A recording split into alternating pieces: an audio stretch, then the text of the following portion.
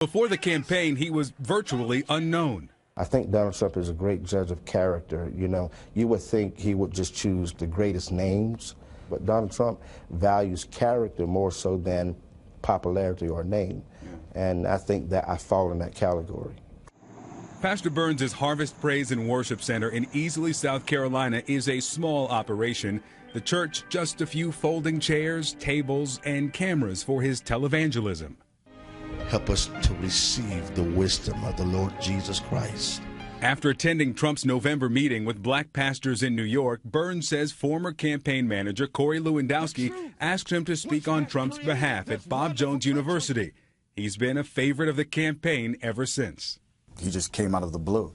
Virginia Beach Navy veteran Damon Davis says he's a Republican, but had never heard of the fiery Southern pastor. Neither had his friends. So they looked him up, and he had web pages up, and they saw one of the claims was that he was a member of Kappa Alpha Psi. Davis, who is a member of the predominantly African-American fraternity, says he first saw the claim in Pastor Burns' bio on his church's website.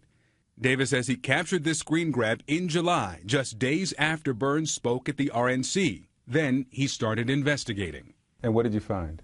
There is no person named Mark Burns, John Mark Burns, or any variation thereof in the fraternity ever.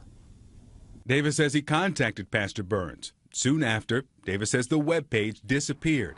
Well, CNN called Kappa headquarters too. They have no record of him. So when we sat down with Burns, we asked about that. I did, without question, say that I had crossed, and I'm not crossed, but I had started the process of being a part of that organization.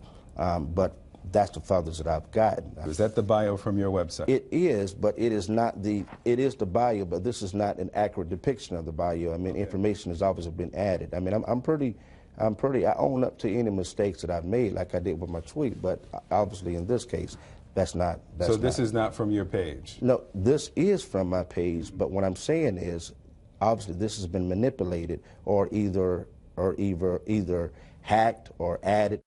CNN asked the site's host, Wix, about the possibility that someone could have tampered with the church's website. The company tells CNN there is no evidence of a hack.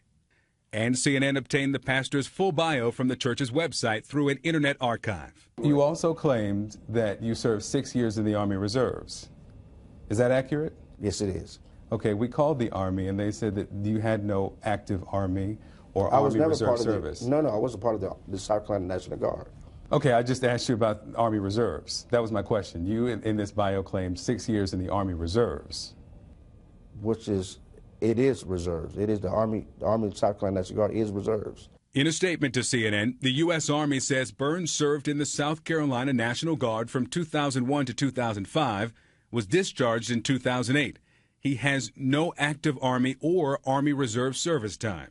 Did you attend North Greenville University? I did attend North Greenville University. Did you graduate from North Greenville University? No, I didn't complete the degree at North Greenville University. In fact, the university tells CNN he was here one semester. Again, the bio that's on your website claims that you earned a Bachelor of Science degree. Did you make that claim? I asked you just a moment ago as we were just opening up this, and first of all, I said that we were off the record. I didn't agree to that. Yeah, but I did. We're still rolling. I'm still asking you questions on the record. Did you make that claim that you graduated from North Greenville University? Because I think this is not fair that this is not fair at all. This is not what I agreed to. I thought we were doing a profile, and all of a sudden you're here to try to destroy my character. I'm not coming here to destroy your character. These are claims that were made on your website that was live while you were speaking at the Republican National Convention.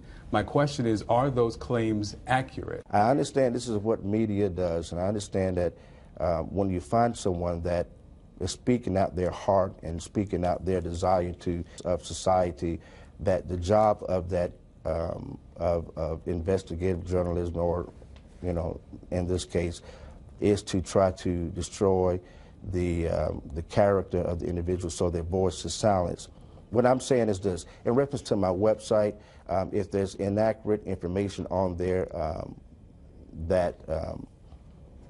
that can easily be manipulated by other people, and it can be manipulated by hackers. People can do and say and do and create whatever they want to create.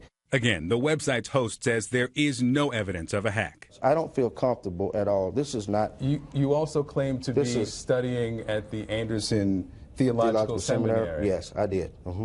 Currently working on his Master of Theology and Pastoral Leadership, according to the church's website. We called them, you're not enrolled there, and you enrolled in 2008 and never advanced. Right, but you know how old this is? This has been updated. I think there's an updated profile on me that's on the website. So is it old or is it tampered? These are old information. This is extremely old information. Seconds later. This is thank you so much. I really appreciate you coming. You just take this. Pastor Burns walked out, leaving us in his church. He walked out of the building, got into his van, and drove off. That interview was on Wednesday. Late yesterday, in response to our story, Pastor Mark Burns released this statement taking responsibility for those misstatements. As a young man, he writes, starting my church in Greenville, South Carolina, I overstated several details of my biography because I was worried I wouldn't be taken seriously as a new pastor. This was wrong. I wasn't truthful then, and I have to take full responsibility for my actions. Since that time, I should have taken steps to correct any misrepresentations of my background. We all make mistakes, and I hope that the measure of my character and the quality of my works speak for what kind of person I am. He goes on to say this, I do also want to set the record straight about why this attack is happening, because I am a black man supporting Donald Trump for president. For too long, African-American votes have been taken for granted by Democratic politicians, and enough is enough. It's a shame that the political insiders and the media choose to attack me because I'm not going to stay silent about Hillary Clinton's pandering to our community. Instead, I'm going to tell people that there is another option, an option that represents a positive vision that will unify our country. That's why I have and will continue to tirelessly support Mr. Trump.